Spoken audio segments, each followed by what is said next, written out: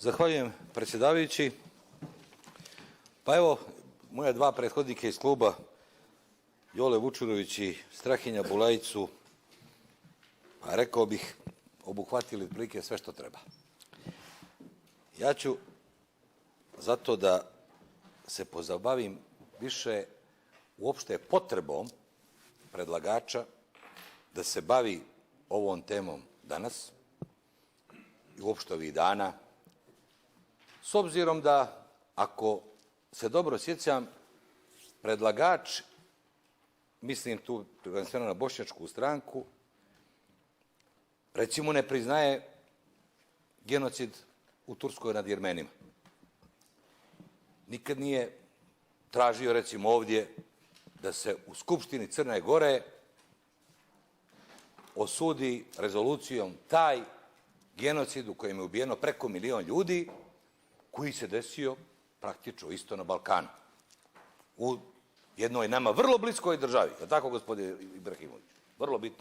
Vrlo bitnoj i vrlo bliskoj u svakom smislu, i kulturološkom i svakom, posebno pojedinim narodima. Znači, kao što je Srebrenica u drugoj državi i kao što u Srebrenici građani Crne Gore nisu učestvovali u tom zločinu, tako nisu ni u Turskoj nad Jermenima. Ali tamo je Erdogan, koji je babo, i tamo ne smije se pomene ništa, jer ko pomene Turcima da su pobili hladnokrvno 1 milion ljudi, djece, žena, svega, sve u kolijevku su ubijali, taj veliki neprijatelj Turske, a ko pomene, uvažavajući i žaleći za svim žrtvama u Srebrenici, da pomene da je tamo ipak selektivno sprovođena taj zločin, ipak žene i djeca nisu ubijane, i uzme u obzir ovo što je rekao malo prije kolega Bulajić iz izvještaja Instituta holandskog, veliki broj, hiljade su bile naoružanih ljudi koji su naravno tog momenta, kad je padala Srebrenica, skinuli uniforme. To su bila ratna događanja, užasna ratna događanja, i ja sada više neću da dajem svoje tumačenje tih događanja, nego ću pročitam nešto. Ne slažem se sa stavom da je među pojedincima u snagama bosanskih Srba i rukovodstvom Republike Srpske postojao udruženi zločinački poduhvat prisilnog uklanjanja stanovništva bosanskih muslimana. Ne smatram da je postojao zajednički cilj za takav zločinački poduhvat, nego da je stanovništvo enklava željelo da ode i da je uz pomoć armije BiH i ratnog predsjedništva Žepe postiglo sporazum o evakuaciji ljudi iz razloga ratne nužde. Shodno tome, ne mogu da zaključim da je bilo kakvo prisilno premještanje doprinijelo zaključku o genocidu ili udruživanju radi vršenja genocida. Kao što ne mogu da zaključim, na osnovu ukupnih dokaza iz spisa, da su muslimanske civile u Srebreničkoj i Žepskoj enklavi progonile snage bosanskih Srba sa traženom posebnom namjerom, traženom da bi se došlo do takve presude. Napisala je sudija Nijambe, predsjednik sudskog vijeća koje je juče donijelo presudu u slučaju Ratka Mladića. Zašto ja govorim da su ovo političke ocjene? Ako smo vi i ja laici, ako vi i ja raspolažemo minimumom podataka, uglavnom serviranih preko različitih centara moći, lijevih, desnih, gornjih, donjih, nebitno, a pozivamo se na institucije razne međunarodne, a ja sam vam rekao prošli put, tamo sjede živi ljudi koji imaju interese, koje je neko delegirao, ko od njih očekuje da budu u nekim situacijama poslušni, posebno kad su to velike zemlje koje imaju ozbiljne interese i ozbiljne planove i strategije. Onda, na takvom sudu, predsjednik vijeća, da se pitao, general Mladić bi bio oslobođen, ne da ne bi bio osuđen za genocid, bio bi oslobođen.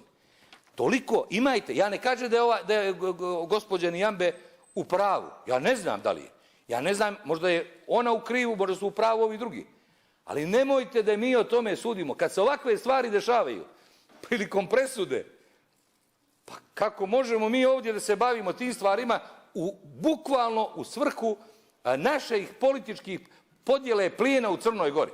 Pa to je sramota. To je zaista sramota.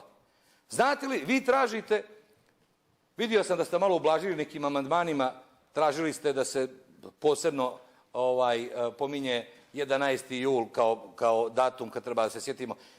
Ima tamo još nekih stvari da se proganje ljudi koji bi eventualno imali drugačije mišljenje o Srebrenici nego ovo koje je zvanično. To ste malo ublažili, to sam vidio. Ali se stvar ne mijenja i dalje. Vi tražite od nas da imamo odnos prema žrtvama u regionu kao žrtvama prvog reda i drugog reda. Neke su žrtve genocida, a neke nisu. Kad ste ustali da kažete, ajde ljudi da osudimo zločin Josipa Broza i komunista na Zidanom mostu kad je 12.000 građana Crne Gore pobijeno pucajući u meso bez ikakve presude zlikovački. Kad ste ustali? Posle rata završenog. Jeste to nekad rekli?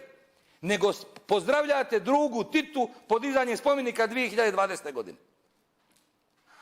Nećete da pričamo o našim ranama u Crnoj Gori. Sve su ovo naše rane. I u regionu, nije to sporno. Ali preskačemo priču. Bilo bi sad, ne želim da ispada da vas provociram, vas kao predstavnike bošnjačkog naroda, pa da kažem, velika se strašna desila. Ovdje ništa se ne priča o tome. Nikad. U Crnoj Gori. Mi ne tražimo to. Mi smo narod koji je naučio na žrtvu. Mi smo to prihvatili. Jasenovac, trpimo da nas laži koje dolaze iz Hrvatske, umanjivanje, nije 700.000, nego je 500, nije 500, nego je 70. Na kraju ispada da je bio radni logor za obuku kadrova. Mi smo naučili na te stvari.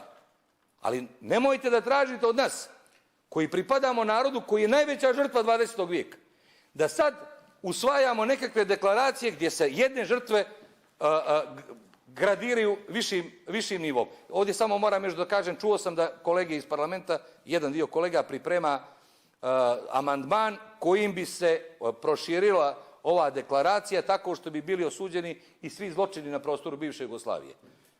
Demokratski front neće potpisati taj i neće glasati za taj amandman iz prostog razloga što se ne kaže osuđujemo sve zločine na teritoriji bivše Jugoslavije, nego genocid u Srebrenici i ostale zločine. Meni mogu da kažem da mi je svaka bošnjačka žrtva jednako, da mi je jednako žao za svaku bošnjačku žrtvu kao i za srpsku. Ali ne mogu da kažem da mi je više žao. Zahvaljujem poslaniku Radanoviću.